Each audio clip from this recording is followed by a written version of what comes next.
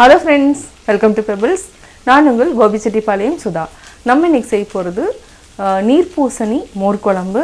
இது கூட என்னென்னா நம்ம வடை மாவு இருந்துச்சுன்னா வடை மாவையும் நல்லா ஃப்ரை பண்ணி ஆட் பண்ணி செய்ய போகிறோம். வாங்க எப்படி செய்கிறதுன்னு பார்க்கலாம். தேவையான பொருட்கள்: 1 டீஸ்பூன் நம்ம பச்சரிசி எடுத்துக்கலாம், 1 டீஸ்பூன் கடலைப்பருப்பு, 1 டீஸ்பூன் மல்லி விதை. இது வடை மாவு, அதாவது நம்ம கடலைப்பருப்பு ஊற வச்சுட்டு அரைச்சி வச்சுருக்கிறோம். அதாவது வடை மாவு மீதி இருந்துச்சுன்னா நம்ம இதை மோர் குழம்புக்குள்ளே ஆட் பண்ணுறதுக்காக எடுத்து வச்சுருக்கேன். நம்ம தயிர் 2 கப்பை நான் மோராக அடித்து வச்சுருக்கிறேன். கடுகு தாளிக்கிறதுக்கு சீரகம் 3/4 டீஸ்பூன். அது இல்லாமல் நம்ம தேங்காய் 1/4 மூடி அளவுக்கு எடுத்துருக்குறோம். இது எல்லாத்தையுமே, அதாவது கடுகு கிடையாது, இது எல்லாத்தையுமே நம்ம ஊற வச்சுருக்குறோம். பச்சை மிளகாய் 3 எடுத்துக்கலாம் காரத்துக்கு.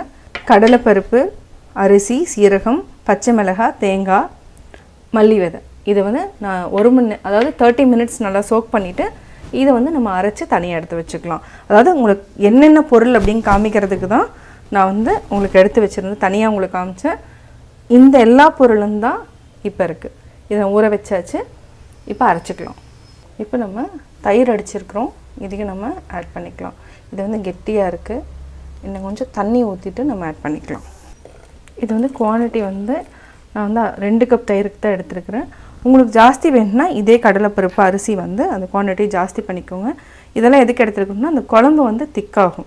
நம்ம அதனால் அரிசி அடிஷ்னலாக ஆட் பண்ணியிருக்கிறோம். நம்ம அரைச்சிட்டோம். இப்போ மோர் கூட நம்ம ஆட் பண்ணிக்கலாம். மோர் கூட நம்ம மஞ்சத்தூள் ஆட் பண்ணிக்கலாம். ஒரு 1/4 டீஸ்பூன் அளவுக்கு மஞ்சத்தூள் ஆட் பண்ணிக்கலாம். நல்லா மிக்ஸ் பண்ணிக்கோங்க. அரைச்சி வச்சுருக்கிற மசாலா எல்லாத்தையும் ஆட் பண்ணிக்கலாம்.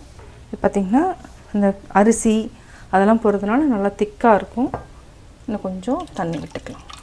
நல்லா மிக்ஸ் பண்ணிக்கோங்க. தேவையான அளவு நம்ம உப்பு போட்டு கலக்கிக்கலாம். கல் உப்பு தான் போடுறோம், உப்பு கரெக்டாக இருக்கான்னு பார்த்துக்கோங்க. இப்போ நம்ம மண் பாத்திரம் வச்சிடலாம். இதுக்கு ஆயில் விட்டுக்கலாம். ஆயில் ஒரு 2 டீஸ்பூன் அளவுக்கு நம்ம விட்டுருக்கோம். இதுக்கு கடுகு தவிர நம்ம வேறு எதுவுமே ஆட் பண்ண வேண்டியதில்லை. எண்ணெய் காஞ்சதுக்கப்புறம் நம்ம கடுகு போட்டுக்கலாம். நம்ம கடுகு ஆட் பண்ணிக்கலாம். இதுக்கு நம்ம என்ன எடுத்துருக்குறோன்னா, இன்றைக்கி மோர் குழம்புக்கு கொஞ்சம் வித்தியாசமாக, ஆக்சுவலாக வெங்காயம் ஆட் பண்ணணுங்கிற அவசியம் கிடையாது. நம்ம இன்றைக்கி வெங்காயம் ஆட் பண்ணி தான் செய்ய போகிறோம். வெங்காயம் கொஞ்சமாக கருவேப்பிலை எடுத்துக்கலாம். இதுக்கு நீர் பூசணி எடுத்துருக்குறோம். நீர் பூசணி ஒரே ஒரு கீத்து வாங்கி நீங்கள் சின்னதாக கட் பண்ணிக்கோங்க. இந்த மாதிரி க்யூபாக கட் பண்ணிக்கோங்க. இப்போ கடுகு பொரிஞ்சிருச்சு. இப்போ நம்ம வெங்காயத்தை ஆட் பண்ணிக்கலாம். வெங்காயம், கருவேப்பிலை. இது கீரை கடையிற மண் பாத்திரம் தான். நம்ம அதில் தான் இன்றைக்கி மோர் குழம்பு செய்கிறோம். வெங்காயத்தை 30 செகண்ட் நம்ம வதக்கிட்டோம். அடுத்தது நீர் பூசணியை ஆட் பண்ணிக்கலாம். நீர் பூசணி அல்லது வெண்டைக்காய் ரெண்டுமே நம்ம ஆட் பண்ணலாம். இதில் மஞ்சத்தூள் போடணும். நான் ஆல்ரெடி குழம்புலேயே ஆட் பண்ணதுனால போடலை. இதுக்கு தண்ணி ஊற்றணுங்கிற அவசியம் இல்லை. ஏன்னா இந்த காயிலேயே தண்ணி ரிலீஸ் ஆகும். நம்ம கொஞ்சமாக உப்பு ஆட் பண்ணனா தண்ணி ரிலீஸ் ஆச்சுன்னா அந்த தண்ணியே போதும். இது சிம்மில் வச்சுட்டு நல்லா வேக வச்சுக்கலாம். இது ஒரு பக்கம் வெந்துட்டுருக்கட்டும். நம்ம கொஞ்சமாக வடையை டீப் ஃப்ரை பண்ணிக்கலாம். இது என்னென்னா சின்ன சின்ன உருண்டைகளாக நம்ம போட்டுக்கலாம். இது ஷேப் இது பண்ணணுன்ட்டுல அப்படியே போட்டுக்கலாம். இப்போ டீப் ஃப்ரை பண்ணிட்டோம். இதை ஸ்டீமிங் பண்ணியும் நம்ம ஆட் பண்ணலாம். நான் இன்றைக்கி ஸ்டீமிங் பண்ணாமல் டீப் ஃப்ரை பண்ணி தான் ஆட் பண்ணுறேன். அதாவது நீங்கள் மசால் வடை செய்கிற மாதிரி இருந்துச்சுன்னா அதையவே நம்ம பாதி எடுத்துட்டோம். பாதி எடுத்துகிட்டு தான் நான் இந்த மாதிரி செஞ்சு மோர் குழம்புக்குள்ளே ஆட் பண்ணுறேன். வடை ரெடி ஆகிடுச்சு. இப்போ நீர் பூசணி வெந்துட்டுருக்கு, கொஞ்சம் வேகணும். மூடி வச்சுக்கலாம். இப்போது பார்த்திங்கன்னா நல்லா வெந்துடுச்சு. நீர் பூசணிக்காய் வெந்துடுச்சு. குச்சி உள்ளே விட்டுட்டு நல்லா உள்ளே போக ஆரம்பிச்சிருச்சு. நல்லா வெந்துடுச்சு. இப்போ ஆஃப் பண்ணிவிட்டு கொஞ்சம் ஆற வச்சுக்கலாம்.